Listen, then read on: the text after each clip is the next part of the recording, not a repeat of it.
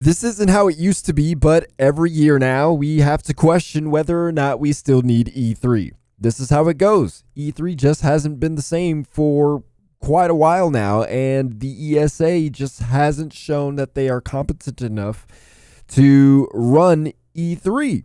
Now, this year, a lot of things were at play. A lot of publishers and developers couldn't really deliver on some things. We had, Gearbox and Bandai Namco and Square Enix and others who just didn't have a lot to show, and that's not necessarily because they literally have nothing to show, but whatever they probably do have, it wasn't ready. Pandemic, it's a thing, and it affected everybody, including what E3 looked like this year in 2021. So I do want to give the ESA a little pass. I'm not going to give them a pass on their website and their app. That was just atrocious. They had a year to get that together. I don't think it takes that long to create a functioning app. Maybe I'm wrong. I'm not an app developer. I will gladly take an L on that one. I just didn't feel like that it should have taken that long. With that said, though, we still need E3. I was down on E3 before it started. I was, for a while, not really looking forward to it. I was in the camp of, maybe we don't need E3 anymore. Nintendo's doing the directs. Sony's got their state of play. Microsoft still is into the live stage thing, and I'm all about that. That is fun. But so many other people are doing their announcements online, through the social media, through YouTube, whatever. They don't really need us. They don't really need E3. And so, leading up to it, I was like, well, maybe we don't. But then E3 came, and I was excited. I was like, man, this is exciting. Now, granted, I went as media this year, so I think there was a little bit more excitement attached to it because, the work I had to do, that sort of stuff is fun. Like, I kind of love the grind and, the running around feel of, trying to get the previews and get the interviews and what topics are coming up. What are we going to talk about this week? What are we going to talk about today? That's all fun. But next year, when it's probably not going to be digital, if it's a thing next year, it's going to be really important for us to all get back together. And I hope it is a thing next year because you know what? We do need E3. We really do. Gamescom is cool. It's all fan related, but it's not always about the big announcements. E3 is about the big announcements. We have PAX and some good announcements happen there, but PAX is a mixture show. There's a lot of different interests happening around the PAX conferences across the nation. There's nothing quite like E3, where you have publishers, developers, media, and now fans come together and celebrate games and get excited about big announcements. And, for the media, we're also trying to parse other stuff for you guys. It's not always exciting for us, but it can't be run by the ESA anymore. Somebody else needs to run E3. And if it's not the ESA, somebody needs to help the ESA run E3 because they have shown they just don't have what it takes to run E3 and make it interesting in today's climate with all this digital stuff. I don't know what it is, but somebody, it needs to change new management. We need new management for E3. Maybe it is the ESA, and maybe it just needs a fresh mind to go about it.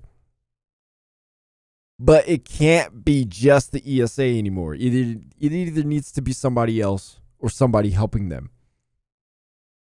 So, what I think E3 should look like going forward. After this year, it was clear, number one, it wasn't the best E3. That wasn't totally the ESA's fault. With that said, though, Microsoft and Nintendo had some bangers. And Microsoft had their first E3 without a live stage, and they killed it. They did a fantastic job. And Nintendo, they did what they did. They had their Nintendo Direct, and it worked.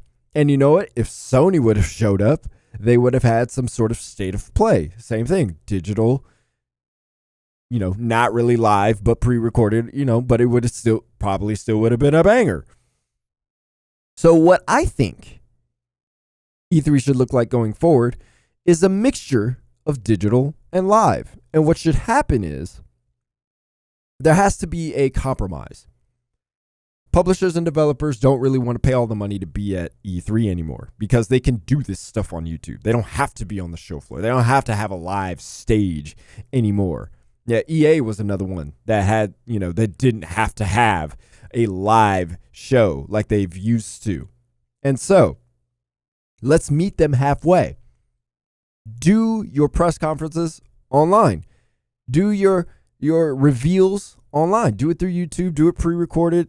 Microsoft, do what you did this year. Have like this reveal show and then an extra, like here's some extra detail show after.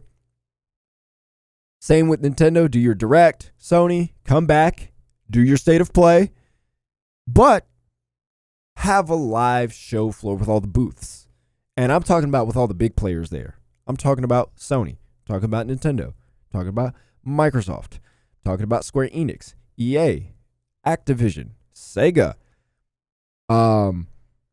whoever else is at Ubisoft, all of them, all the major players need to come back because it's not E3 without all the big players being there and showing off their stuff and revealing the things that their teams have been working on for a long time. It's an exciting time, and I know it costs money, so there's the compromise. Do your stuff online. You don't have to pay to have the stage show anymore. You don't have to do all that. You don't have to prep for that kind of live environment anymore. You got the pre-recorded environment, a little less stressful. It's good. But then show up for the show floor. Let the fans get a taste of you. Give some info to the media. Let them in on some stuff. And then not only do all the publishers and developers get together, media gets to get together. Everybody gets to mingle with the fans. It's great. Does that not sound like a good idea? I feel like that's a compromise. Now, of course, I don't know how much it costs to do the live show. I also don't know. Well, I do know it's very expensive to get on the show floor because usually they're renting out the LA Convention Center, but they can handle it. They got the money. Look, part of your job as a publisher, Activision, Microsoft, Sony, Nintendo, Ubisoft, EA, etc., is to pay for marketing. Sorry. During this time, it is one of the best times to pay for some marketing. Everybody gets excited during E3. Even if it's just Summer Games Fest. Everybody gets excited because it's like summertime, it's reveal time. You want to make those reveals as exciting as possible. How much more exciting can it be when you are right there? You're letting people play your games. You're letting people mingle. You're letting people hang around your booth, talking about your games, enjoying the company. Hello? It's free marketing right there. It's expensive. Don't get me wrong. I'm not saying it's not. But it doesn't get any better than that. And yes, you could do that at Gamescom. You could do that at PAX. You could do that at different events. But still, there's nothing quite like E3 when it's done right. And so, E3 needs to come back next year and the year after that and the year after that. And everybody needs to participate. But make a compromise. And also, make sure it's not only run by the ESA. Hey, thanks for watching. If you like this video, check out the full episode of First Person Perspective on Gaming Trend Videos.